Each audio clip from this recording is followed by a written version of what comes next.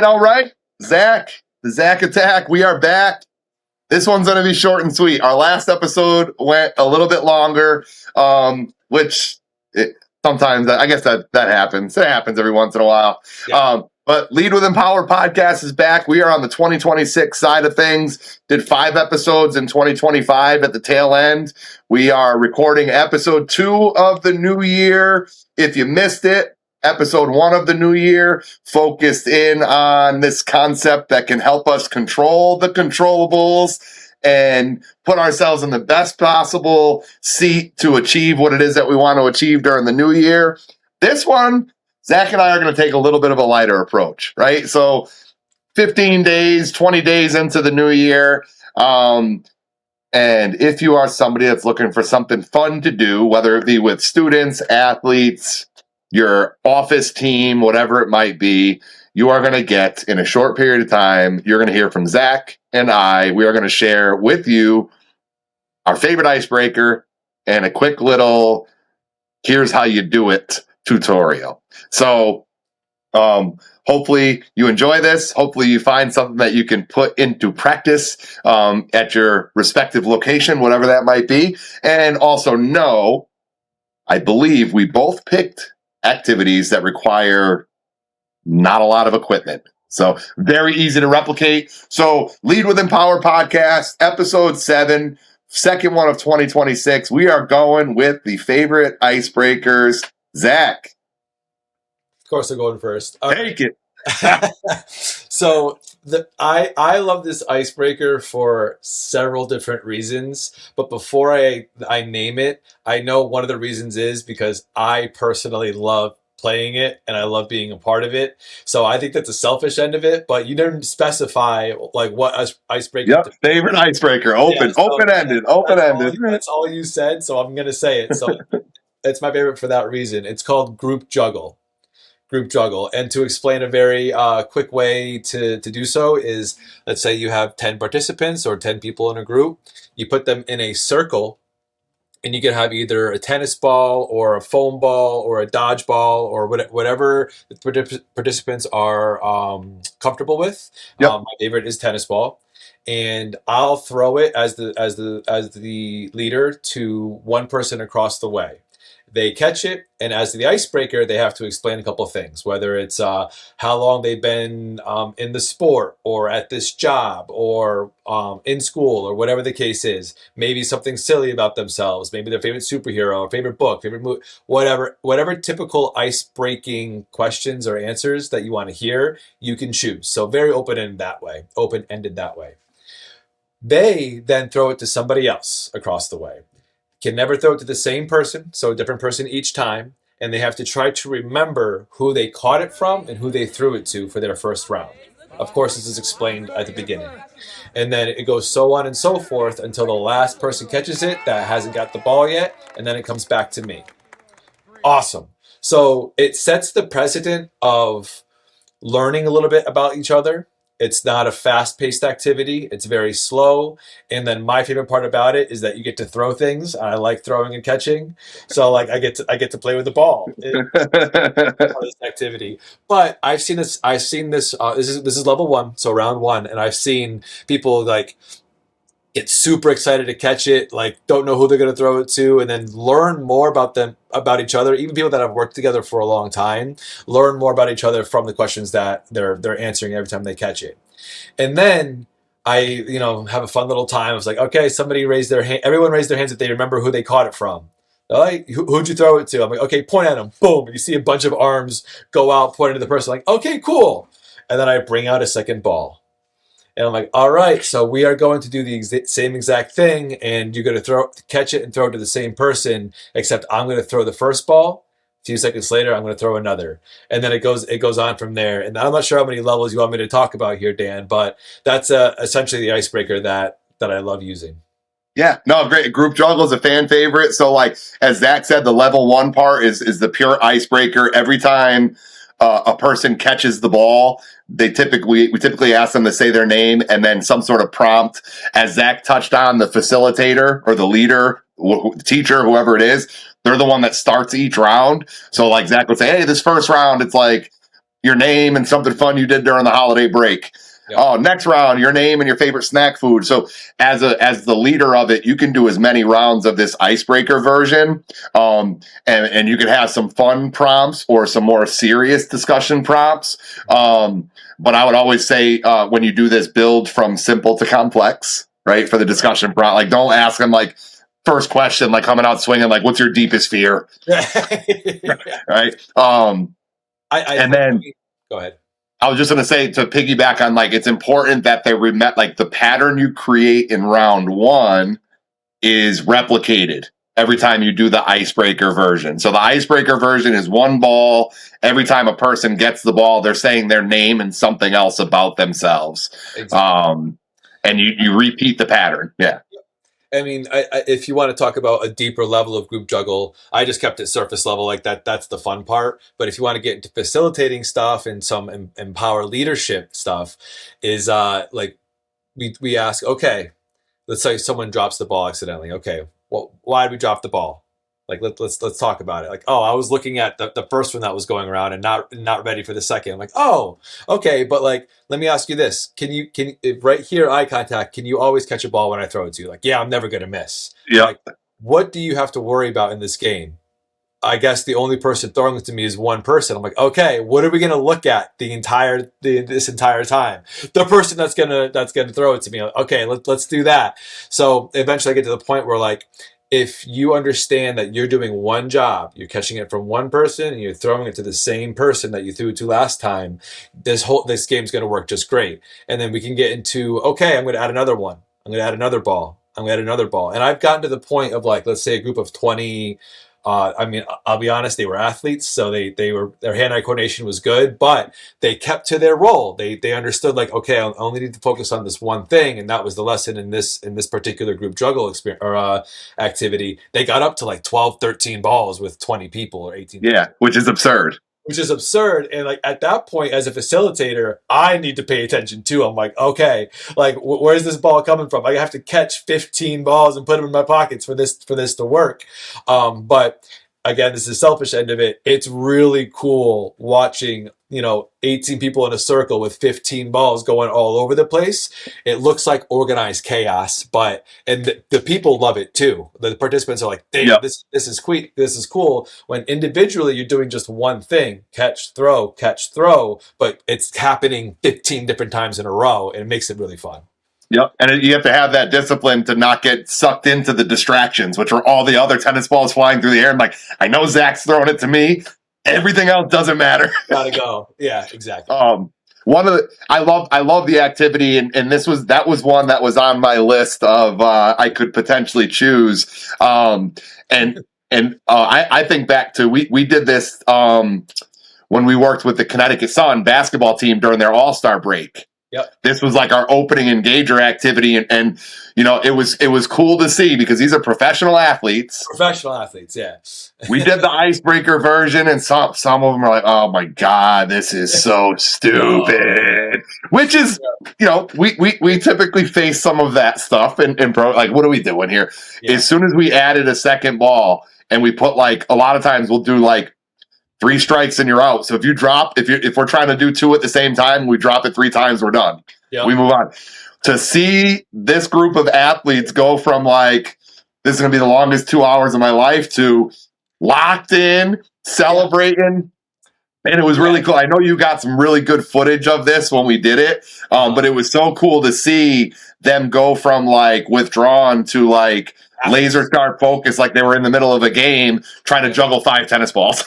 Yeah, and like it was sick. I think it wasn't just the coordination of it that was cool. They started talking and communicating as if they were playing on the court. Yep. They were like they were yelling at each other's names. They were saying like making sure that the person was open and ready. Good, go. Yep. Like it was like an orchestrated machine at that point. And then the girls, I don't know if you saw this, but like they started doing like trick shots to each other. Oh yeah. Yeah, but it worked, like, because Yep. that's what they do for a living. So it was kind of cool to see that flair to it, but to see that change from like what my favorite animal, like what's going on, like maybe not that elementary, but to all of a sudden, okay, now this is an activity I can get behind was a buy-in for us to them as well. Yeah, 100%. So group juggle, again, simple in concept. It's a at its core, it's a basic icebreaker activity. Throw the ball, or catch the ball, say something about yourself, toss the ball to somebody else in the circle, and then you could build in this level 2, which is multiple throwables getting juggled by the group at a time, and it tends to become a nice little lead-in activity around like, what's my focus? What are the distractions? Right. And how do I have the discipline to stay away from what's distracting and just really lean into Zach's throwing me the ball. I don't need to look anywhere else. Yeah. What I like about this activity too, especially for people that are in like education, teachers or coaches where they're seeing the same group of people kind of day in and day out, it's an activity where you can do it more than once. So like the multiple ball group juggle in particular. Hey, last week our group did 4. We juggled 4 objects at the same time. On Friday, we're going to try it again, see if we can get to 5. Right? So not only is there this icebreaker purpose, but it's also something that you can reuse, and because they're kind of trying to compete against themselves as a class. And even the icebreaker version, like if you have a big exam coming up, like maybe you do one round where everybody has to share their name and how confident they're feeling going into this project or this exam. So just a good opportunity because it puts what could be sensitive topics or maybe tough to talk about topics. It puts it in the framework of a game, and people are more likely to kind of open up and share when it feels like it's not just like, I got to open up and share. I'm not sitting on a couch getting psychoanalyzed, right? Exactly. And to take a step back from what you just said when it comes to the athletes, one of the things that athletes will do was, what's your record? How many tennis balls into it? And I'm like, you couldn't get through 3 tennis balls going around, and you want to go through my record that I saw of 15? And they're like, yeah. I'm like, no. If you can get 3 without dropping one time, we could start. Yeah. How about we get through our own record first? Yeah. And like it's funny, you have to kind of slow them down, but that's one of those things where like if they think of it as like toss throw, but you got to practice this to like get to the point of like 15 tennis balls coming around, Yep. Yeah. So that's the group juggle activity. It is it's an icebreaker that's best for like 20 people or less. Typically, if it's a bigger group, it can get a little bit slow. But it's a great one. And we'll make sure we include a little blurb in the episode as far as some like facilitator notes. So if you do try to try it out, or if you do want to try it out, you'll have some resources to lean back into. I'm going to go with, and again, this is such a tough question. Picking one icebreaker that's my favorite, but I've had some really good experiences with it recently. So I'm going to go with Peekahoo. I'm not a wow. Yeah, Okay. I'm not a big fan of the name. But it's what it was called in the book that I had in like college when I learned the game. Yep. But Peekahoo, it is not an icebreaker that you should do with a group that's like just meeting. It's not like the first thing you should do with a group that's just meeting each other for the first time. Right. So given that we're in the new year, maybe some schools are coming back from break. Obviously, all the students have been in classes for already half a school year. So this is one that's more for a group that's a little bit more formed, right? They know each other. There's some pre-existing relationships. But essentially what you do, there's 2 versions of Peekahoo I'll explain. Version 1, you split your group into 2 teams. Team A versus Team B. In between, and then you give each team a little area to kind of hang out in, typically sit or kneel. Then what we do is we hold up a tarp or a blanket, right? So you need 2 people to run this activity, or maybe one of your students or one of your coworkers can help lead it with you. But essentially you have Team A on one side, Team B on the other side, and then this tarp or blanket up between the 2 teams. So A cannot see B and B cannot see A. None of them. Yep. And then just a facilitator hack. Step on the bottom corner with your foot, hold the top corner with your hand. That'll prevent any shenanigans because teams will try to cheat in this game. Then you'll explain each team will secretly send one person from their team staging area up to the tarp. Secretly is key, right? You don't want to like stand up because the other team will know who's up there. So kind of sneak up to the other side of the tarp. Once each team has the representative up at the tarp, the two leaders are going to go 3, 2, 1 and drop the tarp. And what you're trying to do, if Zach and I were the two people up at the tarp, I was on team A, Zach's on team B, I'm trying to say Zach's name correctly before he says my name. Yep. And if I do that, I win. Zach joins my team. If Zach says my name first correctly, I lost the face-off. I join Zach's team. So even if you win the game, great, you're on your team. If you lose your face-off, you're still in the game. You just join the other team. It's one I did yesterday with like middle schoolers. It's one we've done with like adult corporate groups. Oh, yep. And it's with athletes, with college. Again, once they get past the corniness of like the concept in the beginning, it's a hit. 3, 2, 1, drop. So that's the Peekahoo version. 2 teams, each team sends somebody up to the tarp. You're trying to name your opponent faster than they can name you. If you win, you stay on your team, and the person you beat joins your team. If you lose, you join the team of the person that beat you. I will say, after all the icebreaker first activities that we've had, Peekahoo is one of the top ones that gets people loosened up. Like the tenseness of what's going on with the power, like what are we doing here? What program? What are we going to be doing today? How often do you hear that? What are we doing today? And like all of this of like the uncomfortable feeling. The Peekahoo breaks people the most when it comes to relaxing. There's zero pressure. There's zero losing. It's silly. It's fun. It's competitive. It doesn't matter, but it gets people like, yeah. And what I will say, and again, this is like if you want to just run the fun version, it's just this fun competition. You're trying to name other people. What happens a lot of times, and this is more of a challenge with like more of a challenge with like middle school, high school age groups. Yeah. You will have participants who are super hesitant to go up to the tarp. Mm-hmm. So again, the fun version, just play. If you start to, especially if you're running this activity with like a student group, if you're starting to see people like, I don't want to go up to the tarp, I don't want to go up to the tarp, I don't want to go up to the tarp, it's a good opportunity to stop the game. And this happened again yesterday with one of the middle school after school program I was running. There was a handful of people that I noticed were kind of hiding back. So I stopped the game. Hey, real quick, how many people are a little bit nervous about going up to the tarp? And darn near half the group raised their hand. And even some people that had gone up to the tarp a couple times raised their hand.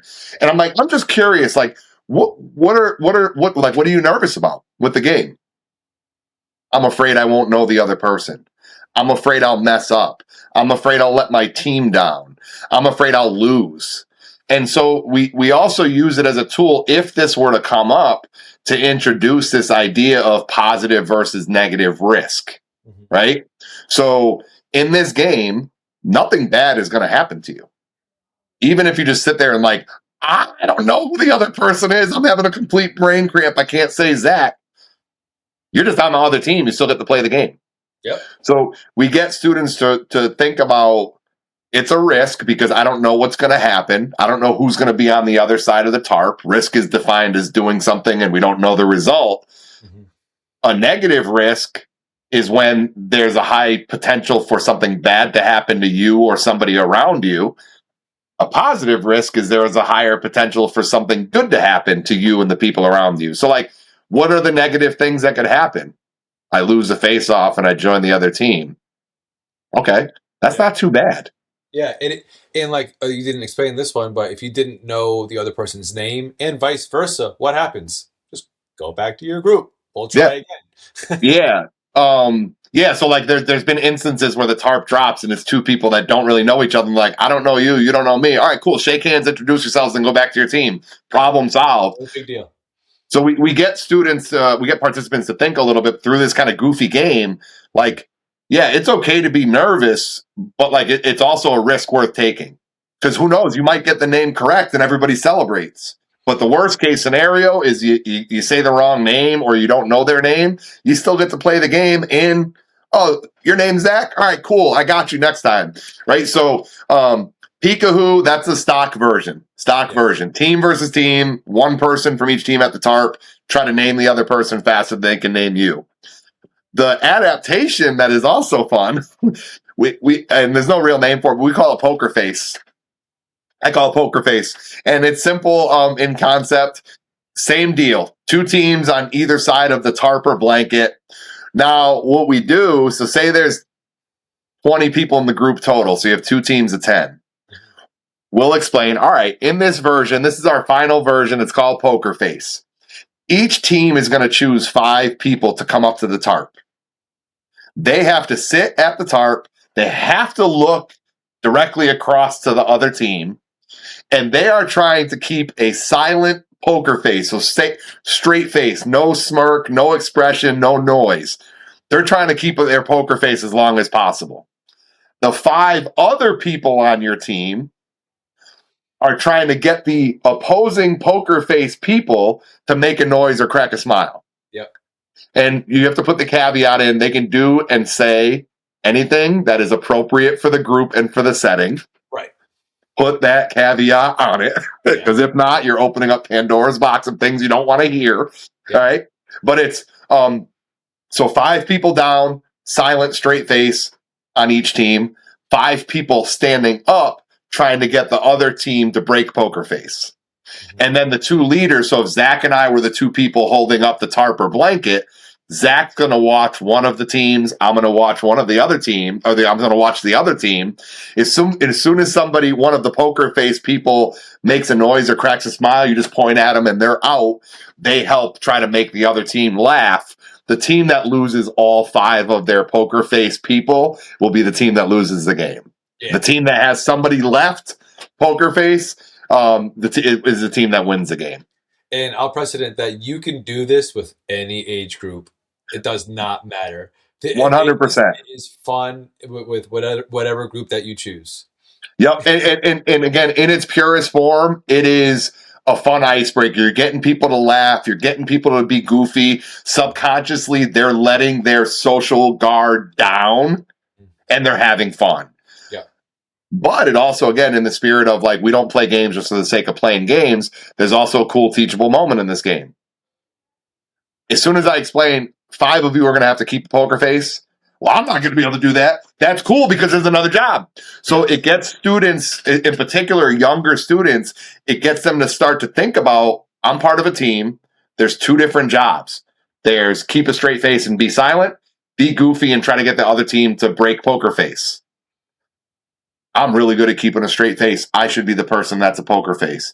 I'm really good at being a goofball trying to get people to laugh. I should be the comedian trying to. So it gets students to think about, you don't have to be great at everything. You just got to know your strengths and be put in a spot where it's maximizing those strengths. Yeah, and I've had to help students figure out their role because the sometimes the class clowns and the happy goofy ones want to do the poker face role, and I'm like, you can't even keep a straight face talking to me right now. For 2 seconds. For 2 seconds. I'm like, yeah, stop smiling for a second. And they're like, okay, no, sit down. Make the other team laugh. Yep. And a lot of times, again, what happens a lot of times too is like the people that sign up to be the poker face are generally the students that are a little bit more on the quiet side in their day-to-day. And a lot of times that student from a social hierarchy friend, those are the ones that some people might look at and be like, oh, you're the outcast. You're the one that doesn't fit in. No, they're just the one that's a little bit more reserved and quiet. Yet that person who is never celebrated usually is the one that wins the game for their team. And everybody's like, and they're like, I could have done that for days. Yeah, I actually have a story, and you were there for that. We did a program for a camp counselor, I believe, and one of the girls was a little on the spectrum, and they weren't They weren't mean, but she was very quiet. People weren't talking with her. Like she you could just tell she was like in her own world for especially the beginning part of this program. And she I could see her quietly like, I want to be a poker face. and she like got down, and like there was a little argument, like little disagreement of like who should go there, and I'm just like, let's give it a chance, let's give it a shot. And it worked out just as I wanted, where it ended up she was the last one standing. Yeah. Yep. she beat everyone on the other side, and she was celebrated on her team for being able to do that. And I'm like, I knew she was able to do it, but like it was cool to see that progression of I think I can do this, or like, but I can't speak up about it, so I had to like a little bit be the voice for her, and then she was the hero at the end, you know. So it's a cool game. It's like I said, it helps people organically kind of let down their social barriers. It can be used to introduce the idea of different roles and how both roles contribute to team success. And I love what we do for Empower, because it's not about who's the smartest or who's the best athlete or who's the most popular.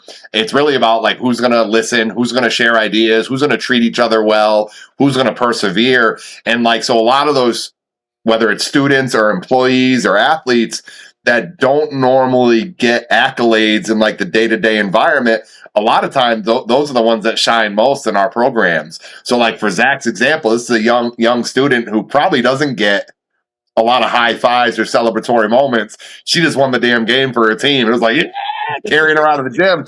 So, but yeah, 2 simple games designed for some relationship development or relationship fortification, that are also fun and have a little bit of a competitive spin. So we got Group Juggle Level 1, Icebreaker. Group Juggle Level 2, little bit of a challenge, right? How many objects can we juggle? We got Peekahoo, a little bit of an advanced icebreaker, and then we got Poker Face, which again is a little bit of a introductory problem-solving role clarity activity. So again, we'll throw up some words and some language, and we'll throw up some documents in the notes for the episode. But Zach, that was episode 7 of the Lead with Empower podcast. Oh. 2 dynamite kick-ass icebreakers you can add to the arsenal. Got it, man. All right. Thank you for checking it out. Lead with Empower on our YouTube channel and on Instagram. Follow for more content just like this. We'll see you around. Cool. Thank you. Thank you.